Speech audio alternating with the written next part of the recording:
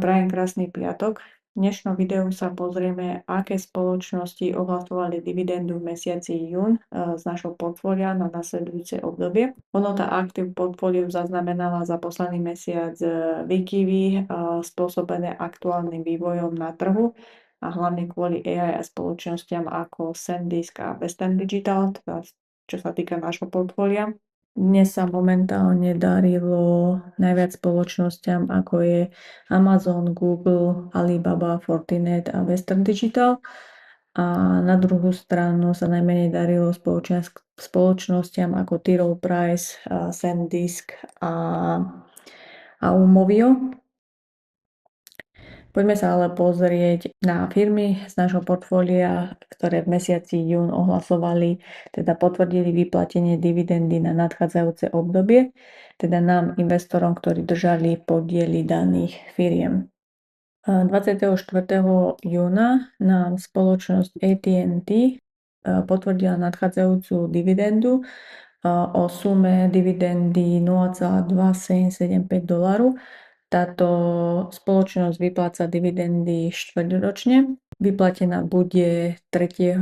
augusta. Potom spoločnosť Delta Airlines vyhlasovala dividendu na nadchádzajúceho obdobie 18. júna. Tí potvrdili dividendu o sume $0,215. Táto spoločnosť vypláca dividendy štvrťročne a táto firma dokonca nám zvýšila dividendu o 14,7%. A výplatný dátum už bol 30. júla, čiže včera. Potom 25. júna na spoločnosť GE Aerospace oznamovala nadchádzajúcu dividendu o sume $0,47. Táto spoločnosť vypláca dividendy štvrťročne. Táto spoločnosť nezvyšovala dividendu, čiže je taká ako v uplynulom období. A výplatný dátum je 27. júla, čiže aj táto dividenda nám už bola vyplatená. Potom spoločnosť GE Healthcare nám oznamovala dividendu na nadchádzajúce obdobie 30. júna a potvrdila nám tú dividendu o výške $0,035. Táto spoločnosť vypláca dividendu štvrťročne a vyplatená nám bude 14. augusta. Potom spoločnosť Medtronic oznamovala 3. júna nadchádzajúcu dividendu o sume $0,72. Táto spoločnosť vypláca dividendy štvrťročne a dokonca nám zvýšila dividendu o 1,4%. A výplatný dátum je 17. júla, teda sme ju už obdržali. Ďalšia spoločnosť Pfizer, tá oznamovala 24. júna, že ďalšia dividenda bude o sume $0,43. Táto dividenda je vyplácaná štvrťročne a výplatný dátum je 1. septembra. Potom spoločnosť Realty Income nám potvrdila nadchádzajúcu dividendu 9. júna o sume $0,271. Táto spoločnosť vypláca dividendu na mesačnej báze a dokonca túto dividendu zvyšovala o 0,2% a výplatný dátum 15. júl, čiže nám už bola vyplatená.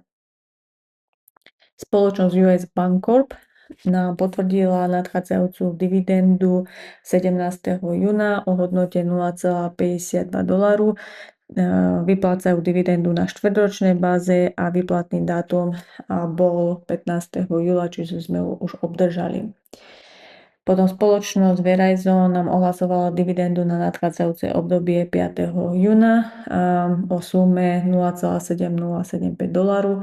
Vyplácajú dividendy štvrťročne a výplatný dátum potvrdili 3. na 3. august. Pre dokumentáciu si pozrime aj celkovú hodnotu portfólia na konci júna, aj keď už teraz máme koniec júla, ale tak čakám ešte na uzavretie trhu, aby som zaznamenala hodnotu. Takže koniec júna sme mali portfólio na hodnote 75 170,69 $. Ale ako som hovorila, tento mesiac boli veľké výkyvy v hodnote portfólia kvôli volatility AI a spoločnosťam, hlavne SanDisk a Western Digital z nášho portfólia. A momentálne sme na hodnote 65 200 $. Uvidíme, ako sa trh uzavrie, ale tak dostali sme sa v podstate skoro späť ako keby na hodnotu portfólia z predchádzajúceho mesiaca, čiže v máji. Ale tak to už k investovaniu patrí, že hodnota portfólia kolíše, trhy nie sú veľmi o lineárnom raste. Ja sa sústredím hlavne na veci, ktoré viem ovplyvniť, ako sú pravidelné mesačné vklady a snažím sa neustále vzdelávať, aby som mohla zarábať ešte viac a mohla neskôr investovať väčšie sumy. A snažím sa pozerať dopredu, to čím sa tieto v podstate vklady stanú o 1 či 2 či viac 10 ročí. A to mi pomáha zmeniť uvažovanie a udržať si nadšenie v takýchto obdobiach poklesov. Tento mesiac 29. júla som vkladala $500. Ako vidíte, 1092,81 $. Mám ešte nezainvestovaných a z toho $500 som vkladala v tento mesiac. Časť toho sú dividendy a časť sú predchádzajúci vklad, ktorý ešte nebol zainvestovaný. To by bolo dneska v stručnosti všetko. Prajem všetkým pekný víkend a ďalší piatok bude video o dividendách, ktoré sme obdržali z nášho portfólia v mesiaci júl. Čaute.